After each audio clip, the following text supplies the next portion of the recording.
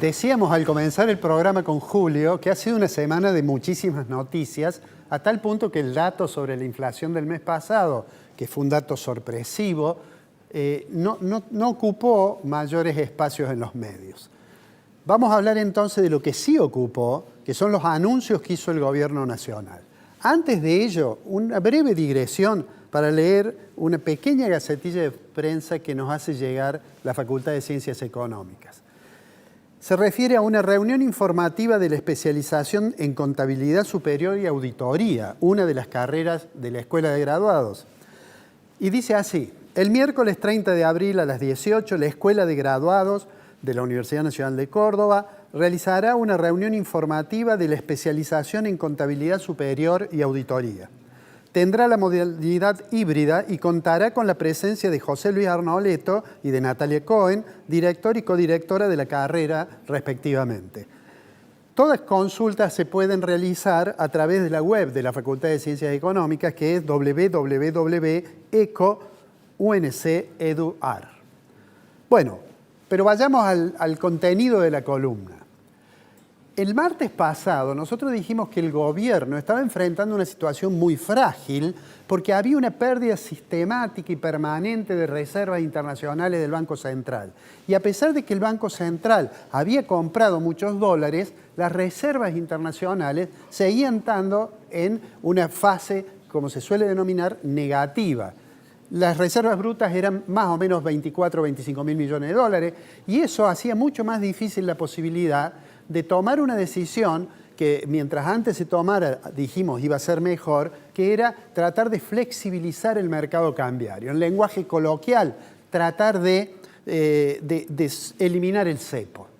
De hecho, el gobierno recibió el apoyo del Fondo Monetario. Hoy ingresaron 12 mil millones de dólares y tomó la decisión, digamos, si bien no es levantar totalmente el cepo, pero sacar la mayoría de las restricciones que había, en particular para las personas físicas, de esa restricción que había a la compra de moneda extranjera.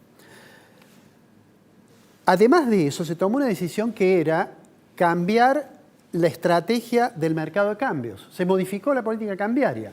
Nosotros el martes pasado dijimos que parecía imprescindible que se modificara porque la estrategia de devaluar 1% el tipo de cambio oficial mientras la inflación iba por encima del 1% atrasaba objetivamente el tipo de cambio.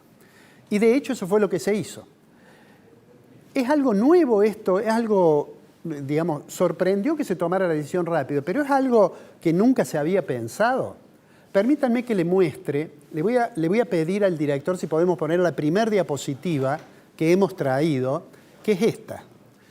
Pacto con el Fondo Monetario Internacional, amplían el crédito y fijan bandas para el dólar.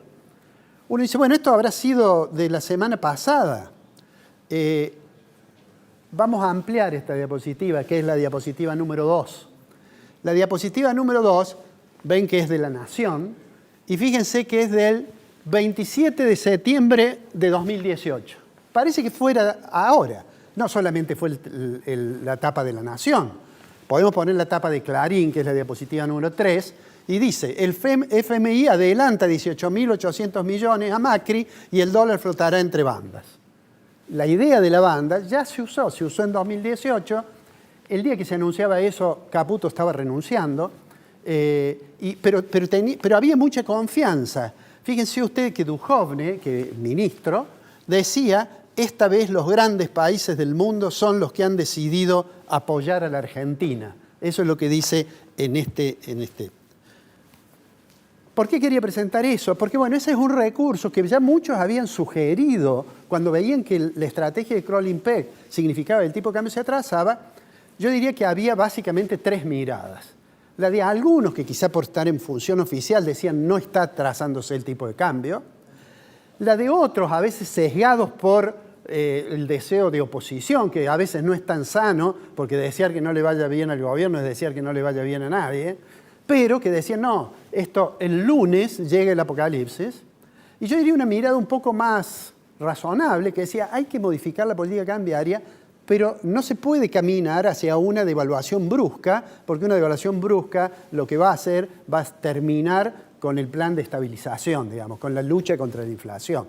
Yo creo que finalmente el gobierno lo que adoptó, obviamente por sugerencia con el Fondo Monetario, fue esa estrategia de las bandas que le da cierta libertad central para intervenir, o sea que vamos camino a tener un esquema del dólar de flotación sucia, que intervendrá el central cuando lo juzgue necesario.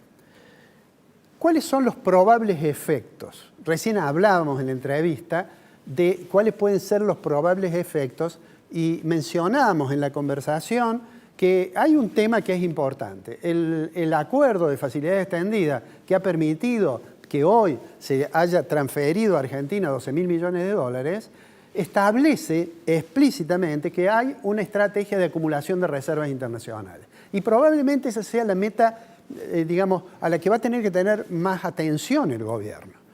El gobierno va a tener una ayuda importante, no solo por los dólares del fondo, no solo por los dólares de otros organismos internacionales, no solo porque renueva el swap con China, sino porque además entramos en el periodo en que vamos a disponer de más dólares por la cosecha. Ahora, veremos si efectivamente acumula los dólares que hacen falta y además yo diría que debemos estar dispuestos a admitir que esta decisión, que parecería que no tenía otra chance el gobierno que avanzar en esta línea, significa que el objetivo aquel de que la inflación se derrumbaba como un piano, creo que fue la expresión que se usó, y que en abril íbamos a tener menos del 1%, cosas por el estilo, es un deseo que hay que prorrogarlo para más adelante. Porque seguramente el próximo dato de inflación va a ser más del 3% y el siguiente probablemente también. Y entonces allí vamos a ver cómo evoluciona a su vez el mercado cambiario. Una última cuestión. El gobierno tiene mucha esperanza de que la recuperación económica se iba a acelerar porque se recuperaba además el poder de compra cuando la inflación bajaba.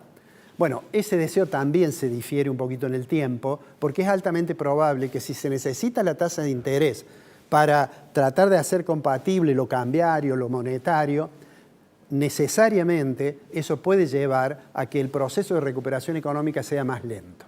Pero bueno, lo veremos más adelante. Esto que nosotros pusimos fue hace mucho, parece que fue hace mucho, fue 2018. El final de esto no fue bueno. ¿El final de esto va a ser igual? No necesariamente, porque las condiciones son distintas. Hay muchas condiciones distintas. Algunas muy buenas, como es tener solvencia fiscal y las cuentas públicas en orden, eso es bueno. Otras no son tan buenas, que es el desorden que hay en la economía global a partir de la decisión del presidente Trump. Veremos con el correr de la semana si el gobierno logra adoptar las medidas necesarias para estabilizar la economía y que se recupere el nivel de actividad.